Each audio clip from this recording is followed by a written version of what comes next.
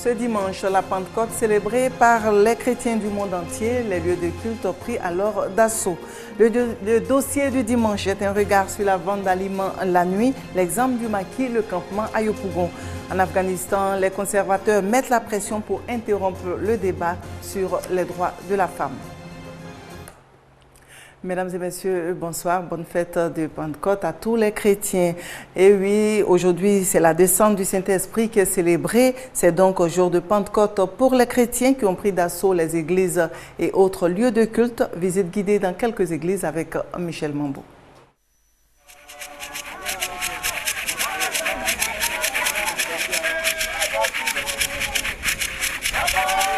Procession dans les rues de Kouté Village, dans la commune de Yopougon. Agitant des cascagnettes, chants de louanges à l'appui, les chrétiens aristes célèbrent la Pentecôte, la descente de l'Esprit Saint sur terre.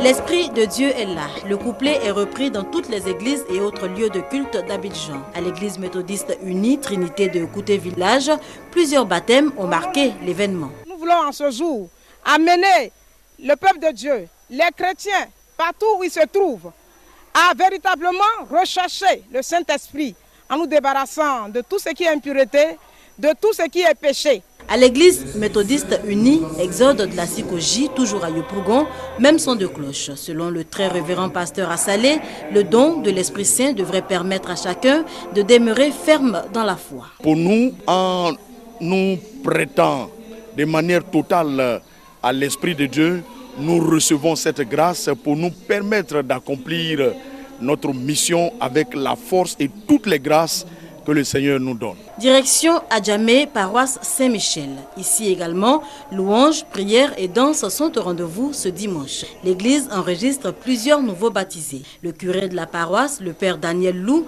exhorte les fidèles à œuvrer pour le retour définitif de la paix en Côte d'Ivoire. On parle encore de la Pentecôte, fête célébrée 50 jours après celle de Pâques. Et cette fois-ci, nous nous rendons à Benjerville où prière et adoration étaient au menu. Cette fois-ci, c'est Grand Scando. 10 jours après l'Ascension, les chrétiens catholiques célèbrent ce dimanche la fête de la Pentecôte qui marque la descente du Saint-Esprit sur les apôtres. À Saint-Marcel d'Aquessantais, dans la commune de Benjerville, on a aussi célébré l'événement. Curé de la dite paroisse, le père Jean-Camille Bationneau situe l'intérêt de cette célébration dans l'église. La Pentecôte, c'est une nouvelle naissance. C'est aussi la naissance de notre église, cette église universelle proclamée par Jésus lui-même. Nous sommes tous appelés à être missionnaires, à proclamer la parole de Dieu partout dans le monde entier. Pour certains fidèles de Saint-Marcel d'Aquessantais, la fête de la Pentecôte marque un départ nouveau dans le cheminement avec Dieu. Le Seigneur nous envoie son esprit pour nous permettre de changer de comportement. Et nous profitons de ce temps pour lui demander de nous donner ces 7 dons.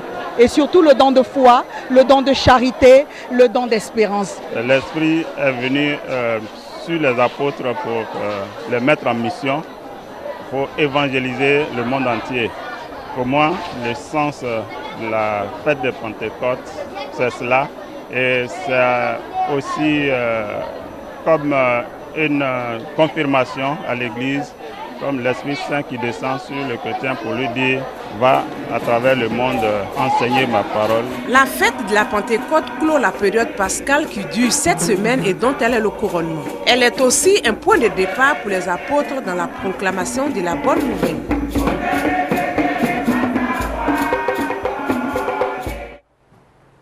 Et puis, entre la Pentecôte, l'Assomption et autres fêtes chrétiennes à l'honneur les mois de mars à août, les bonnes affaires se créent. C'est le cas du côté des services aux traiteurs. 6 mois à passer des commandes chez ces spécialistes de l'art culinaire ou de la pâtisserie. Les détails avec Laetitia Manglé. Chez les Tiémélés, ce samedi après-midi, il règne une atmosphère de fête. On s'apprête à célébrer un double événement, la Pentecôte et la première communion de Cécilia, la petite dernière. C'est sa première communion.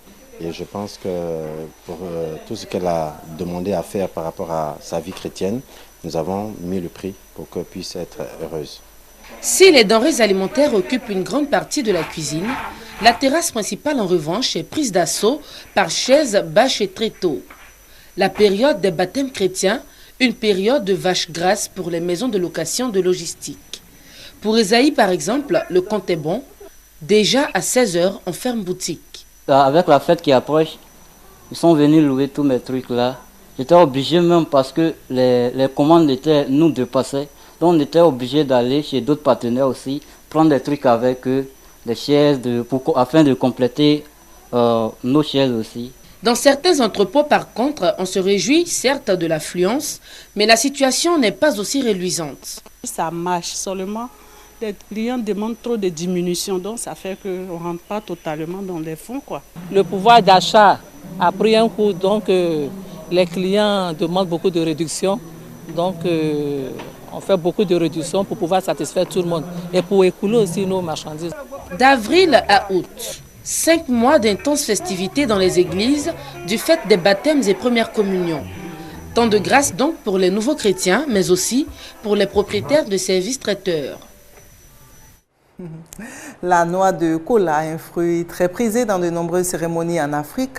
En Côte d'Ivoire, chez les Krou par exemple, on souhaite la bienvenue avec la kola. Le constat à Grand Bérébi avec Michel Mambo. De la noix de kola, du piment en poudre et de l'eau pour souhaiter la bienvenue aux étrangers. Nous sommes chez les Gosso, à Grand Bérébi. Ici, comme à Tabou et à San Pedro, c'est ainsi. En pays Krou, la kola est symbole d'amitié, d'entente scellée entre deux parties. Quand vous arrivez chez le Kroumen, c'est sa manière de vous accueillir, de vous dire qu'il est content de vous recevoir. Il vous donne la clé, il vous donne sa bénédiction, il vous donne sa protection. Alors si vous allez chez un Kroumen, que vous arrivez, qui ne vous donne pas cette kola-là, posez-vous des questions. En plus des propriétés stimulantes qu'on lui connaît, la kola aurait aussi des vertus antidépressives et aphrodisiaques. Porteuse de valeurs symboliques, elle est présente dans de nombreuses cultures en Afrique de l'Ouest, en Indonésie et au Brésil. Avec une production annuelle qui oscille entre 50 000 et 75 000 tonnes par an, la Côte d'Ivoire est le premier producteur et premier exportateur mondial de noix de kola, selon le ministère de l'Agriculture.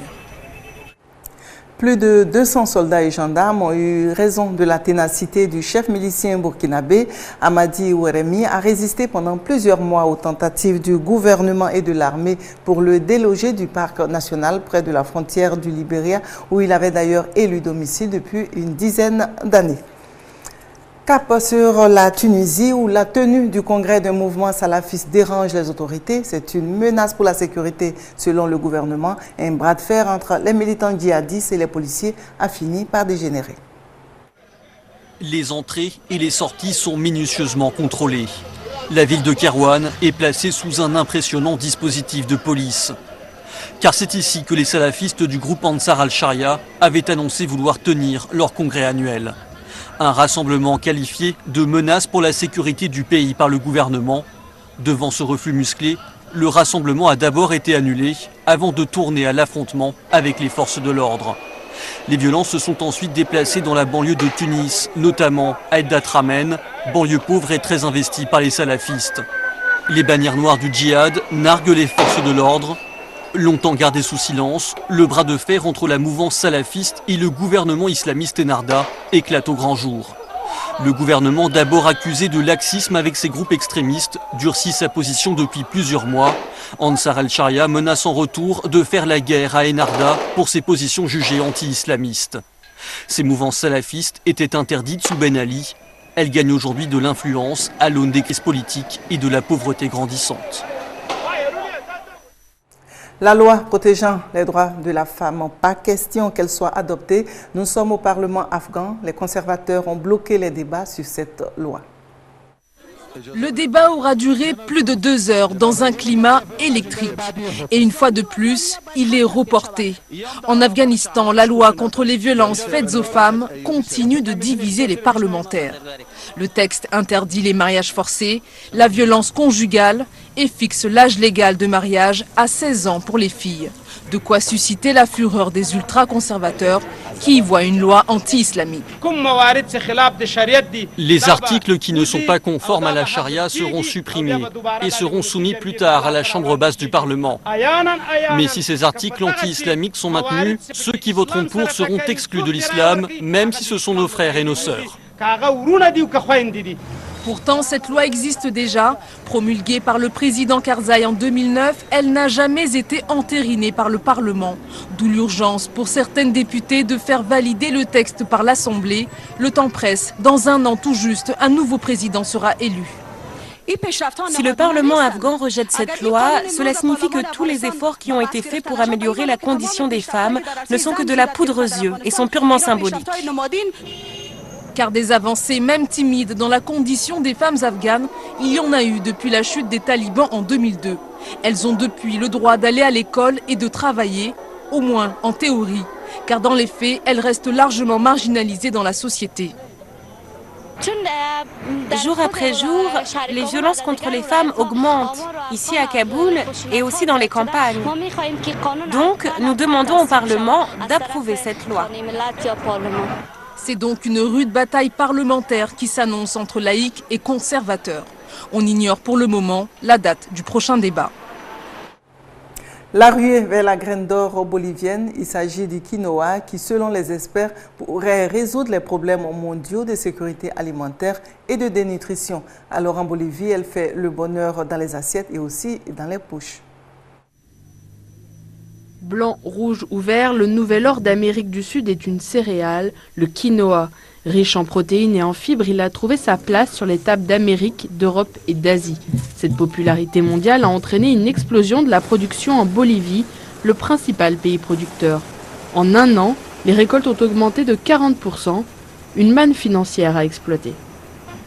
Durant les 10 prochaines années, nous voulons cultiver 1 million d'hectares pour produire 1 million de tonnes de quinoa. Cette récolte va générer des ressources économiques d'$1 milliard pour le pays et les producteurs. En attendant, le gouvernement prête 10 millions de dollars aux agriculteurs pour développer leurs outils de production.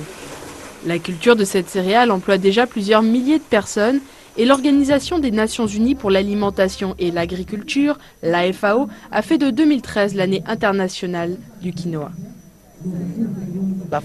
La FAO a entrepris ce travail pour encourager la commercialisation et la consommation du quinoa, surtout en cette année internationale du quinoa. Grâce au projet Graines Andines, nous garantissons l'utilisation de graines certifiées pour une meilleure production, mais aussi pour assurer la sécurité alimentaire.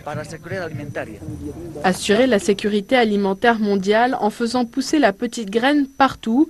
Le quinoa est résistant au gel, au vent violent, à la sécheresse et pousse dans les milieux arides. Un argument convaincant pour la FAO qui voit en lui un moyen de lutter contre la faim dans le monde.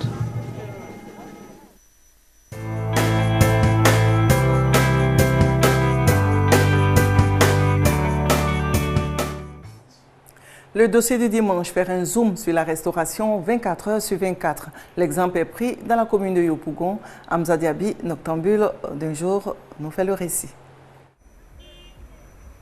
Nous sommes samedi. Il est 1h du matin. À Nyangon, à Naneret, un quartier de la commune de Yopougon, il y a encore du monde dans les rues, les restaurants et maquis. C'est le cas de ce restaurant à ciel ouvert qui ne désemplit pas. Nous sommes au campement, appelé encore maquis chez Tonti Solange. La particularité du maquis, c'est d'ouvrir ses portes 24 heures sur 24. Vous avez un creux au milieu de la nuit ou en pleine journée. Vous trouverez à manger chez Tonti Solange. Une situation qui fait le bonheur des clients. Je suis venue acheter un peu de placali avec un peu de crabe, ma nourriture du soir. En tout cas, ça c'est bien assaisonné. Et puis c'est très bien fait. Bon, à chaque fois que je suis à Abidjan, je passe parce que avant j'étais ici, je venais beaucoup. C'est ma vieille mère prépare bien comme au village, comme ma mère. Donc à chaque fois que je suis présent ici, je passe, je fais un tour, je mange un peu. Nous avons mangé du placali accompagné de la sauce graine, du mangue. On a mangé des tripes et des pros. Pro communément, c'est la peau de bœuf en Afrique ici, braisée. Pour relever le défi d'offrir à manger à tout moment de la journée et de la nuit, c'est toute une organisation qui est mise en place. Les employés sont au four et au moulin, surveillant de temps à autre. J'ai 2 groupes, de 19h à 6h. Et il y a un groupe qui descend de 6h, qui monte à 18h30. Moi, je n'ai pas un jour de repos. C'est les filles ceux qui travaillent la nuit, à partir de lundi, il y a une qui se repose. Il y a 2 qui se reposent et puis 2 montent. Mardi, 2 montent, 2 se reposent. Jusqu'à maintenant, vendredi, nous tous on se retrouve. On fait la nuit jusqu'à dimanche et puis les autres jours, on monte de 2. Dans cette fournaise, les employés multiplient les recettes. Du riz, du placali, mais à base de manioc, du foutou, des brochettes. En somme, on y trouve tous les goûts et le choix est fort varié. J'ai fait du placali avec tête de bœuf, viande de brousse, tripes, plots, mélangé intestin, poisson maille, thon, avec sauce clola, sauce copé. Maki à succès, les clients viennent de partout. Des clients qui repartent satisfaits, bien rassasiés, et une tenancière de Maki toute heureuse de faire recette à longueur de journée. Un travail à la chaîne harassant, mais efficace puisqu'il permet d'optimiser les ressources afin d'avoir un lieu de restauration toujours ouvert aux clients. Déjà, les rayons du soleil, il fait jour. C'est reparti pour une autre journée fort chargée.